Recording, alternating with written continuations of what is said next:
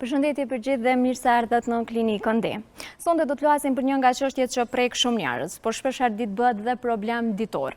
Rënja e flokëve, apo e njohur ndryshe në terminologjinë mjekësore si alopecia. Ajo shpesh ditë shfaqet në forma të ndryshme, prandaj dhe ngrit pikpyetje të shumta. Sonte do mundohemi që të paktën disa prej tyre t'u japim përgjigje. E për t'i marrë këto përgjigje, sonte në studio kemi doktoresh Blerina Mema, dermatologe. Doktoresh, mirëmbrëma dhe faleminderit që pranove ftesën të jesh sonte këtu me ne. Mirëmbrëma, është kënaqësi me qenë në emisionin tuaj. Faleminderit edhe juve për ftesën. Doktoresh, përpara se ta trajtojmë si fenomen rënien e flokëve, a mund të na tregoni saktësisht çfarë janë flokët për nga pikpamja mjekësore? Flokët janë struktura keratinike, të cilat janë të ndërtuara nga folikujt e flokëve, e që në gjendën, domethënë, në trupin e njeriut. Flokët janë mjaft komplekse, mirë po sigurisht që kërkojnë një trajtim adekuat, në mënyrë që floku mu rritë shëndetshëm edhe me pas atë procesin e rritjes të mirë. Në trupin tonë, cili është roli i flokëve? Flokët, në përgjithësi, domethënë, e mbrojnë skalpin e kokës nga rrezet ultraviolente, gjithashtu kanë rol termoregullues, po gjithashtu edhe estetik, sigurisht që kur floku është i shëndetshëm, edhe njeriu duket mirë, edhe duket në mënyrë estetike më mirë. Pasi që po e përmeni estetikën, rënja e flokëve, temën që ne sonte do e trajtojmë realisht, a është sëmundje apo më shumë problem estetik? Varet erësa, sigurisht që kur floku fillon me ra, përveç dukjes estetike që duket keq, sigurisht që është edhe një rënja e flokëve, domethënë është sëmundje autoimune, po që baza e saj është gjithmonë diku tjetër, domethënë përveç që është autoimune, mundet me qenë edhe problem metabolik, hormonal edhe gjenetik. Thonë se faktori ose pse vjen floku mundet me qenë gjitha këto gërshëtime që floku me ra. Thonë është kombinim i proceseve estetike edhe sëmundjeve autoimune në organizëm. Pasi që po e përmeni se është proces, realisht që ndodhë në trupin tonë, flokët pra ka një cikël rritjeja. Çfarë ndodh me trupin tonë kur flokët ndalojnë fillojnë realisht të bie rënja ose ndalojnë së rrituri ashtu siç duhej? Flokët gjatë gjithë vitit binë. Mirë po edhe ato e kanë fazën e vetë kur binë ma shumë. Sigurisht gjatë stinës së vjeshtës flokët binë ma shumë, sikurse gjethet e pemëve që binë, gjithashtu edhe floku llogaritet që e ka fazën e vetë të ramjes.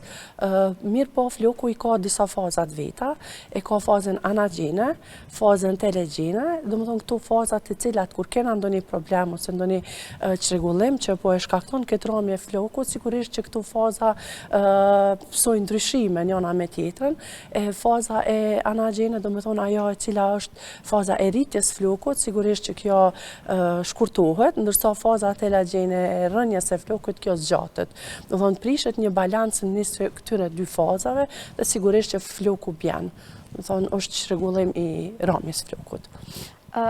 Rënja e flokëve a ndodh më shumë te meshkujt apo te femrat? A kemi një ndasi gjinore dhe realisht a ka dallim më pas edhe në moshën kur fillon rënja e flokëve?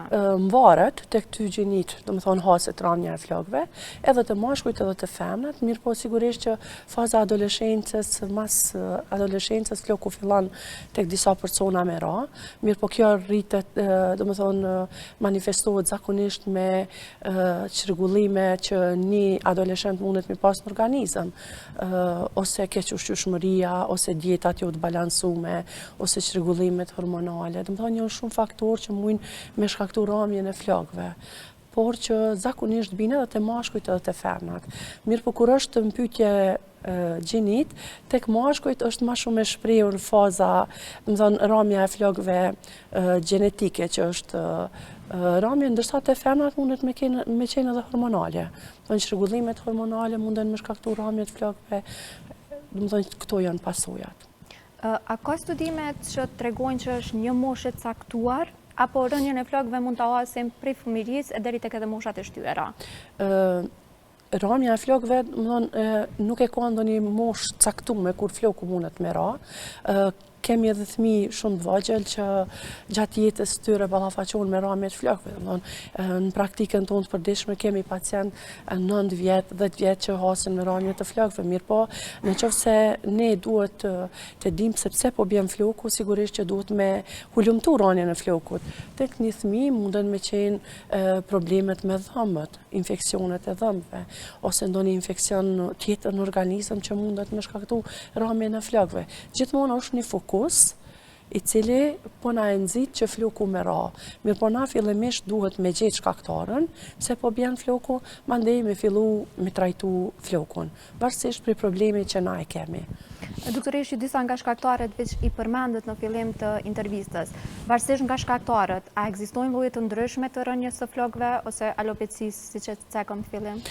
Po, kemi disa rrëmje të flokëve, disave që edhe janë të njoftura, domethënë praktikën tonë. Kemi shumë pacientë që vinë dhe thonë që kam rrëmjen e flokëve alopecia areata, ose genetike që është e mashkujt, ose effluvium telegenium, domethënë janë disa terme të rrëmjes së flokëve. Te mashkujt është më shumë rrëmja e flokëve transgenetike, kur floku fillon me ra në kapakun e kresë. Domethënë është, si me thonë, një simptom tipike rrëmjes flokëve të mashkujt. Ndërsa alopecia areata e hasim edhe të moshat e reja dhe të moshat e shtyme, kemi të bëjmë me rrëmjen e flokëve në formë tupave. Vende i hasim pjesë të flokëve të cilat janë të zbrasta, në forma trumbullake e që kanë shtrirje që rregullt në kokë. Është kjo, ose telegen e fluvium është pjesa e përparme e kokës që është më e radhume, edhe vrehet si një vi e shprehur e kokës, është më e radhume ajo pjesë. Këto janë llojet e rrëmjes flokëve që njihen më së shumti. Në bazë të kësaj që po e thoni, a i vjet që mashkujt kanë predispozit më shumë nga për rrënjen e flokëve gjenetike? Dërsa, kur jemi tek femrat, do doja të ndaleshim tek femrat pas shtatzanisë, realisht pas lindjes ose gjatë periudhës shtatzanisë. Ato shpeshherë din të ankohen për rrënje të flokëve. Sa ndikon kjo dhe luan këtu rol sigurisht faktori hormonal tek këto gra? Faktori gjenetik tek dy moshat ka rëndësi, domethënë edhe te femrat edhe te mashkujt, mirë po mashkujt në përgjithësi janë më shumë të shprehura. Nëse babai i tij ka pas rrëmje të flokëve, sigurisht që duhet edhe ai person më kujdes sepse një të ardhmë të afërm mundet me pas rrëmje të flokëve. Mirë po tek femrat në kohën e menopauzës ose në fazën e pas lindjes, sigurisht që çrregullimet hormonale ndikojnë që floku me ra. Me kalimin e moshëm edhe në kohën e menopauzës, fillon me ra hormoni estrogenit. Moment që kemi rrëmje të hormonit estrogenit, sigurisht që kjo mundet mu manifestu me rrëmje të flokëve, ose çrregullimet metabolike, ose llojet ndryshme të karcinomave. Mirë po kemi edhe sëmundje tjera që mundin me shkaktu rrëmje të flokëve. Mirë po kryesisht çrregullimet hormonale gjatë që manifestohen me rrëmjen e hormonit estrogenit, janë shumë të shprehuna, edhe te gratë pas lindjes, edhe në menopauzë, edhe gjatë jetës së tyre. Kur është doktoresh shqetësuese rrënja e flokëve, pra që mund të ketë një farë lloj predispozite më pas për këto sëmundjet më të rënda, ti quajmë, që ju veç i potencuat. Sepse e thatë realisht në fillim që rrënja e flokëve shpeshherë është si gjethet e vjeshtës.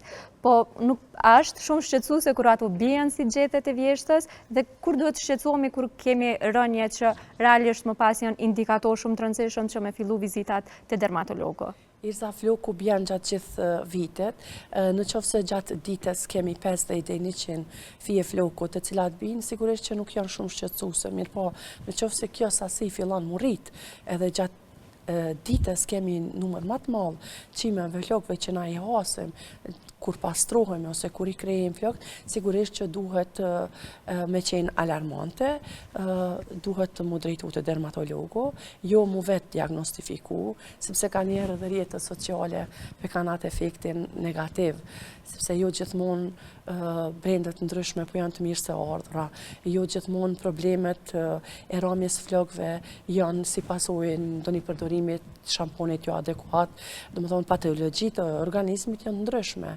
Pastaj edhe sëmundjen duhet me trajtu në mënyrë të veçantë tek secili individ, varësisht prej problemeve që ai ka. Gjandra tiroide është njëna prej sëmundjeve cila mundet me shkaktu shumë ramje të flokëve. Këto flokë nuk binë me njëherë, fillojnë me ra gradualisht. Prandaj duhet mu drejtu të dermatologu që me marrë një fillimisht një diagnostifikim të saktë, pastaj edhe trajtimi është më i lehtë. Doktoresh, prej shenjave të alopecisë, përveç rënjes që ju po e përmeni për nga numri i kimeve që duhet të numrohen realisht në farë forme, a ka edhe shenja tjera që ju tregojnë që pacienti veç po vuan nga alopecia, ose si është realisht mënyra e saktë që një dermatolog e diagnostifikon alopecinë? Sigurisht që nuk duhet me anashkalu asnjë simptom tek pacienti. Jo gjithmonë ramja e flokëve ka të bëjë veç me alopecinë, kemi sëmundje të ndryshme që manifestohen me ramje të flokëve. Sigurisht që një dermatolog profesionist duhet fillimisht me hulumtu sëmundjen e cila ka ardhur deri te ramja e flokëve. Mungesat e vitamina, mungesa vitaminës D, hekurit, vitaminës B12 janë një ndër faktorë të cilat mundin me shkaktu ramje të flokëve. Mirë po sigurisht këto manifestohen me simptoma. Pacienti ndin lodhje, ndin plagështi, mandej nëse na shkojmë në laborator dhe bëjmë një analizë thjesht, vrem që kemi një ramje të vitaminave. Sigurisht që trajtimi fillon mandej me vitaminat ndryshme, jo veç kjo, fillon me trajtim tek profesionistët e caktuar. Qoftë kemi probleme me gjandrën tiroide, sigurisht që duhet mu trajtu gjandra tiroide. Në moment që fillon me marrë mjekimin adekuat për gjandrën tiroide, floku fillon me ra. Më thonë, fillimisht duhet mu diagnostifiku sakt, me mu kompletu me gjitha analizat laboratorike, pastaj mjekimi është shumë i lehtë, varësisht prej sëmundjes bazë që na e kemi. Përveç analizave laboratorike, a ka edhe ekzaminime tjera që bëhen pikërisht për alopecinë?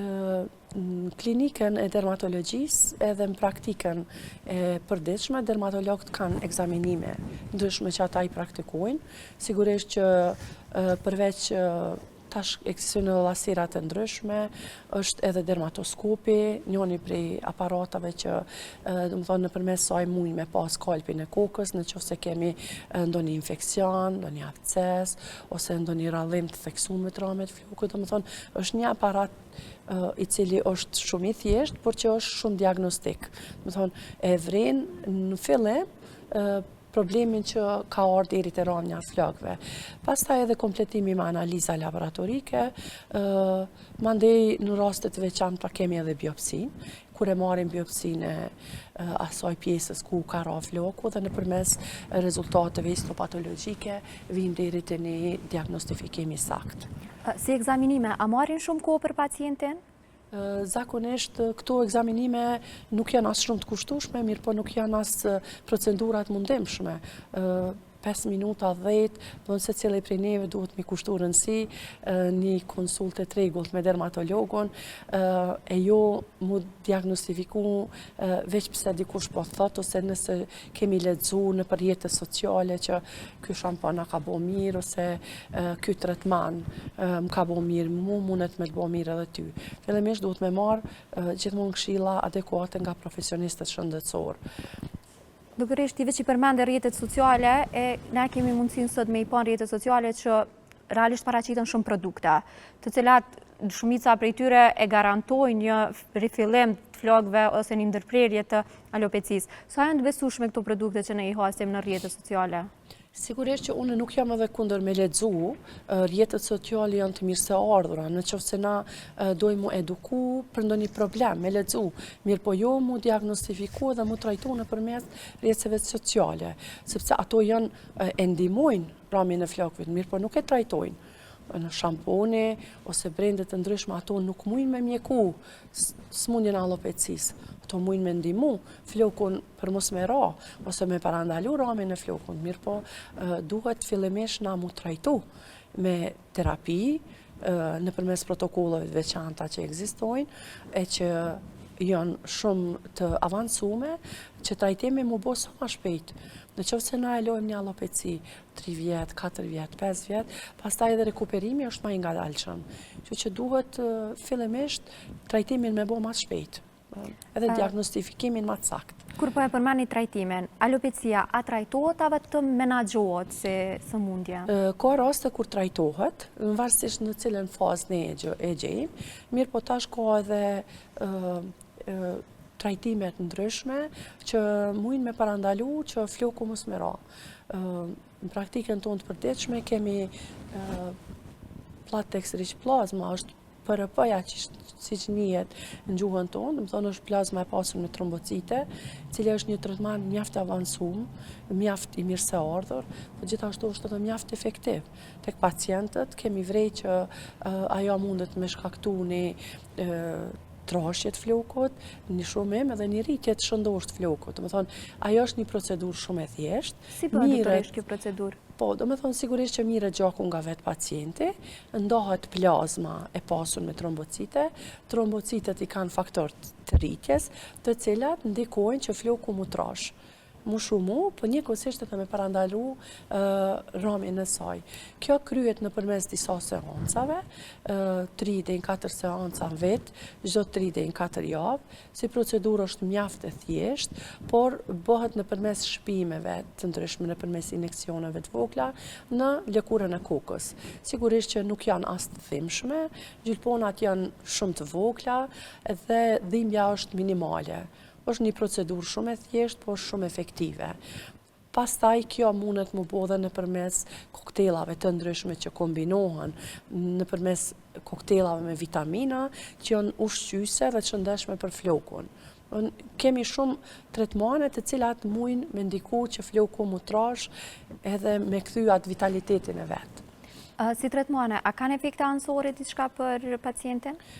Sigurisht që këto vitaminat, si që njihen, domethënë kanë efektet pozitive në organizëm, e parandalojnë flokun me ra, po njëkohësisht mujnë me ndiku dhe që floku mu rrit.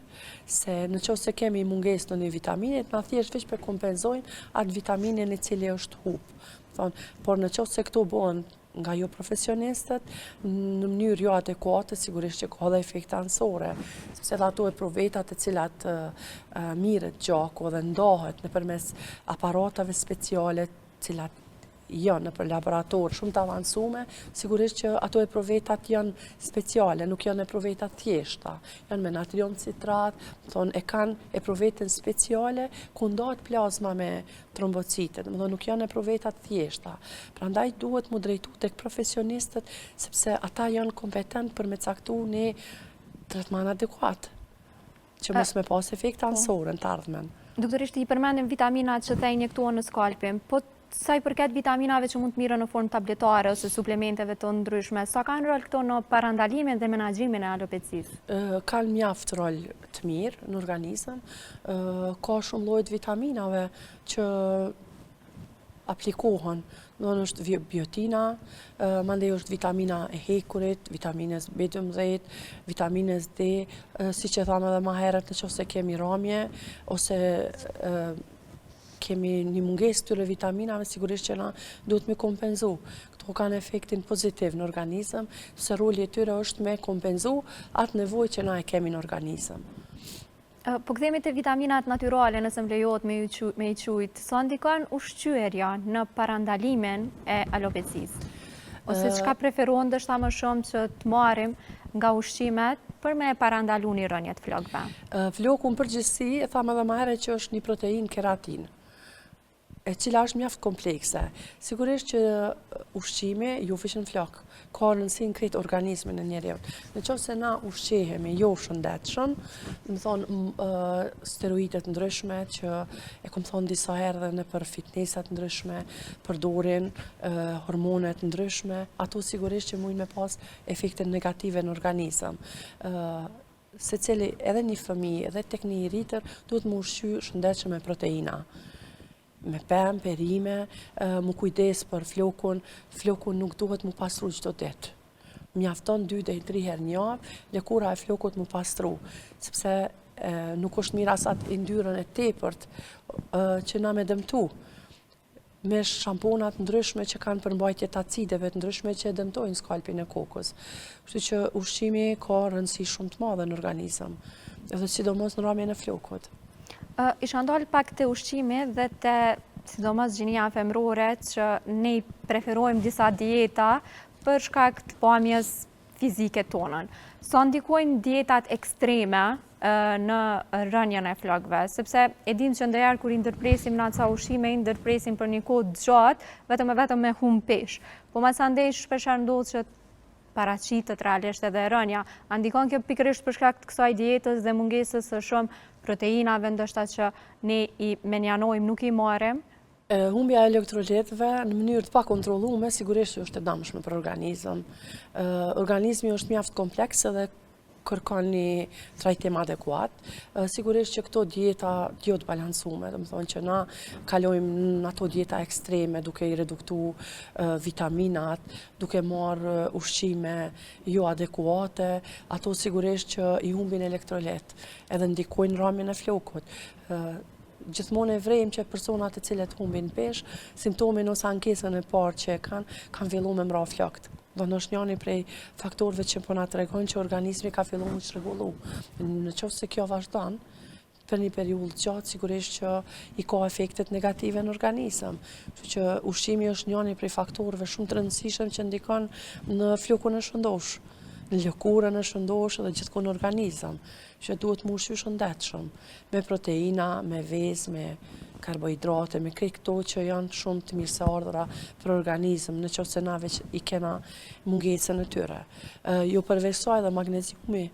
Nevojat ditore na dim që 400 mg janë ditë që na duhet mi konsumu nëpërmes ushqimeve, e që shumë rrallë ka persona që nuk i konsumojnë, ma mungesa e saj ndikon në organizëm, qysh manifestohet me pimje të kamve, nëse kemi një kohë gjatë mungesë magneziumit në koncentrim, sigurisht që edhe në flok. Zinku, magnezi, këto janë njëna prej elementeve që forcojnë rrënjën e flokut. Kështu që duhet të mu ushqy me krejt ato ushqime që i kanë këto vitamina që na mi kompenzu. Doktoresh, unë fillim kur e hapa emisionin thash që është një çështje që din shpeshherë të na bëhet problem ditor.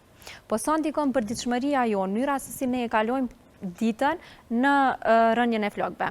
Po flas për ushqimeve që cekëm, po stresi që mund ta hasim në punë, pazhumësia shpeshherë, a ndikojnë këta faktorë në rënjën e flokëve? Shkaktari numër 1 pse flokët binë është stresi. Përveç edhe aty në çrregullime hormonale, metabolike, gjenetike, krejt këto që nëse gërshëtohen, secila mundet me sjellë një problem të rrëmjes të flokëve. Stresi është shkaktari numër 1, jo veç pse bin flok, edhe në procese tjera jetësore, që në qoftë se një person ka stres të vazhduar, ekspozohet stresit të vazhduar, sigurisht që floku fillon me ra. Që është, muj me thonë që është njëni prej faktorëve kryesor që na duhet me ditë qysh me menaxhu periudhat caktume dhe sigurisht që mi kompenzu ato nëpërmes mekanizmave të ndryshme që na veç i kemë. Po sa i përket gjumit, sa është i rëndësishëm gjumi? Po flas tek flokën këtë pikë. Edhe gjumi, edhe sigurisht që lodhja kronike mundet me ndiku, edhe në rrëmje disponimit, edhe në rrëmje të hormoneve, edhe lidhet me aktivitetin fizik, lidhet me stresin psikologjik, këtë këto mujnë me ndiku që floku mos me qeni shëndetshëm, edhe me ra. Prandaj duhet mu drejtu tek profesionistët që mu trajtu sa ma herët, me këshilla adekuate, që me parandalu sa ma herët rrëmjen e flokut. Ka dhe medikamentet ndryshme, ka dhe pacientët cilët po abuzojnë me fatkeqësisht me drogat ndryshme që po manifestohen me rrëmje të flokëve, domethënë janë shumë faktorë që mujnë me ndiku. Doktoresh, kur i përmendni drogat, instinktivisht me njerë mendja më pas edhe te alkoholi. A ndikon edhe alkoholi dhe a kanë pothuajse efektin e njëjtë në flok po ashtu siç drogat? Edhe alkoholi, edhe drogat, edhe çrregullime tjera abuzive, të cilat janë të dëmshme, kanë një rol kyç në rrëmjen e flokut. Qenë se po flasim veç për këto, sepse na kena të bëjmë me një çrregullim të brendshëm të organizmit dhe sigurisht që kjo mundet me manifestu në rrëmjen e flokëve me kujdes jo adekuat.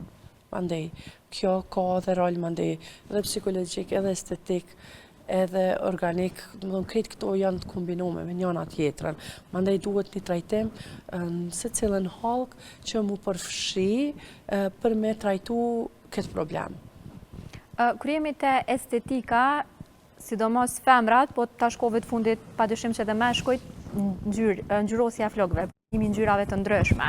Më pas drejtueset që ne i përdorim që kanë një nxehtësi mbi 200 gradë, një pjesë e madhe e tyre, ose kur ne i drejtojmë në mënyrë permanente për një periudhë më të gjatë kohore. Gjitha këto, a janë faktor për me ra flokë, a përshpejtojnë rënien e flokëve, si qëndron? Varësisht në cilën fazë është floku, na ndikojmë që ajo fazë mu përshpejtu. Në qoftë se kemi fazën e rrëmjes flokëve, sigurisht që floku ka me ra. Të sterat ndryshëm, të cilat kanë energji mbi 200 gradë Celsius, e dëmtojnë rënien e flokut. Se e djegën flokun, moment që floku djegët, këputet edhe hub vitalitetin e vetë. Në qoftë se këputet një flok, dy, kjo mandej fillon edhe bëhet kronike. Mandej edhe kremat, shamponat të ndryshme edhe ngjyrat të ndryshme, të cilat janë jo adekuate. Ne kemi pacient që pas si që i kanë ngjyros flok, kanë fillu dhe i kanë ra flok me tufa, ose ka përdor blanxha me përqindje të madhe të hidrogenit, e që lëkura e secilit person është specifik, dikush ka lëkurë ma senzitive, tek disa person përdorin hidrogenin edhe 90%, po që e ka lëkurën ma të fortë dhe është ma, nuk ka pasoja. Por fillimisht që na duhet me ditë problemin tonë që e kenë, sigurisht që me trajtu mandej, me një kujdes të veçantë. Doktorish, kisha dashur me ndalë te dëmtimi që bëhet si pasojë blanzhit apo zbardhuset. Domethënë pasi që po ndodh probleme, pas terapisë që mund ta marrë nga dermatologu, floku a kthehet në gjendjen e mëparshme? Domethënë flokët e ri a vazhdojnë me procedurën siç kanë qenë cikli i zhvillimit më herët, apo blanzhi lë pasoja më pas edhe tek flokët e rinj? Kohën e fundit e kena vrejt që secili pacient ankohet në rrëmjet flokëve. Kjo është bo dhe rutinë. Asnjë pacient në ditën e sotit nuk është i kënaqur mjaft me flokun e vet. Në praktikën tonë çdo ditë kemi pacient që vjen dhe thotë nuk i kom pas flok qysh i kom pas. E pasojat janë që na nuk po kujdesemi për flokun. Në të kaluarën sigurisht që këto nuk janë përdor, ose kanë qenë minimale. Kështu që na kena fillu shumë mirë që kena fillu me kushtu rëndësi flokut, mu kujdes për ngjyrën, për bukurinë e flokut, por që duhet edhe me rujt flokun. Këto efekte janë të pakthyeshme në flokun, edhe pasojat janë të mëdha. Floku nuk mundet me rasët edhe me dalë me njerë. Thoni vyn një fazë që floku mu kthy në gjendjen e mëparshme që e ka pas. Besa ka edhe faza kur nuk kthehet hiç. Floku e ka hup atë funksionin e vet dhe kështu që nuk mundet mu rikuperu. Dhe pasojat janë më të mëdha. Doktorish, te shamponat që i gjejmë në për barnatore, gjithmonë po them ata që janë të testuar dermatologjikisht, a janë të preferueshëm që të përdoren? A mund të mirën edhe pa një recetë mjekësore, ose a ka ndonjë periudhë kohore që ata mund të preferohen dhe pas një periudhe kohore jo? Edhe vitaminat edhe shamponat shumica janë OTC edhe munden mu përdor dhe mu marë pa recept mjekut. Mu i mi has në për banatore, mu i mi has në për marketet e ndryshme, mirë po gjithmonë është mirë që këto mu marë në për vende special. Nëse marem një shampon ose një vitamin në banatore, janë profesionistët, farmacistët, ata të cilët janë mjaft mirë edhe mujnë me spjegu se cilin detaj dhe se cilin efekt për flokun. Sigurisht që këto i kanë efektet pozitive, thash edhe më herët, këto e parandalojnë flokun, mirë po nuk e mjekojnë. Shamponi nuk mundet me trajtu smundjen, mundet me parandalu, ose mundet me ndihmu flokut më shumë, por gjithmonë duhet me një kombinim në trajtimit medikamentoz tek profesionistët. Dhe më thonë, duhet me trajtu sëmundje në bazë, se ju më handi edhe m'janë ndihmu me këto shampona, por gjithmonë duhet me ditë që çfarë baze kanë, prej ardhin prej kajt po vjen, duhet me këqyr gjithmonë edhe afatin këtyne produkteve, nëse kemi shampona me përmbajtjet të acideve salicilike ose të acideve të ndryshme, ato sigurisht që mujnë me ngry skalpin e kokës dhe me shkaktu një infekcion sekundar. Mandej floku me ra si pasojë infekcionit sekundar që na e kemi shkaktu në lëkurën e kokës, që fillimisht duhet mu eduku që se cilin produkt që na e marim, me ditë prej ardhin e produktit, me u lumtu për përmbajtjen e saj që e ka dhe efektin që e ka në organizëm. Doktorish, flokët janë pjesat pothuajse më e bukur, sidomos për gjininë femërore. Po shpeshher rënja e flokëve ndikon pak në vetbesimin e tyre. A keni pas raste që është dashur me u marrë edhe pak me anën mentale të këtyre pacientëve? Se cili pacient i cili përjeton gjatë fazës vetë rënje të flokëve, ose probleme me lëkurë, me akne, sigurisht që këtu i kanë edhe pasojat psikologjike në organizëm. Që cila sëmundje që manifestohet tek personat, është mirë me marrë një konsult me psikologun, mu trajtu, sepse fatmirësisht edhe rënja e flokëve mundet mu trajtu. Kështu që na duhet me bind pacientin fillimisht që ki bo shumë mirë, që ki fillu me një fazë shumë tershme me ardhe me kërku ndihmë. Dhe rekuperimi është shumë aq shpejt. Mirë po në qoftë se ti ki me hub vetbesimin, edhe ki me përjetu një krizë emocionale ose një stres, sigurisht që kjo ka me ndiku që kjo fazë hala ma shumë u rrit. Na duhet me pacientin gjithmonë me qenë të hapur, mi tregu pasojat cilat janë, edhe efektet e mira që mundet me pas trajtimi tek pacienti, që ai me mujt me kthy atë besimin edhe sigurisht që me pas ma lehtë me te i kalu këtë fazë. Doktorish, cila do të ishte këshilla e një dermatologe për gjithë ata që vuajnë nga alopecia apo rënja e flokëve, po dhe për ata që nuk vuajnë nga një problem i tillë, po që duhet kujdesen për flokët? Sigurisht që duhet mu drejtu tek profesionistët dermatolog, e që në Kosovë ka shumë dermatolog të mirë, mos mu vetë diagnostifiku, mos me marrë këshilla nga jo profesionistët. Në gjithmonë, se cilin produkt që na e përdorim, fillimisht mu drejtu tek dermatologu. Jo gjithmonë kur kemi rënje të flokëve me shku edhe me kërku këshill, edhe kur e kena flokun e shëndosh, me marrë këshilla se qysh duhet me vazhdu që floku me qenë hala ma i shëndosh. Këshilla e më është mos vetë diagnostifiku, me kërku trajtim tek profesionistët, sepse është i thirrur për atë punë, që duhet m'ja besu punën profesionistëve. Doktorish, ne të falenderojmë shumë për gjitha këto këshilla dhe informacione shumë të rëndësishme që na i dhurove sonte. Irza, faleminderit, kënaqësi me bisedu për një temë që është mjaft e gjanë, e që është shumë aktuale, sepse shumica prej neve gjatë jetës ballafaqohemi me rënje të flokëve. Kënaqësi edhe imja me qenë musafiri juaj. Faleminderit shumë. E dashur miq, ne me kaq po e përmbyllim emisionin për këtë javë. Deri në javën e ardhshme, mirupafshim.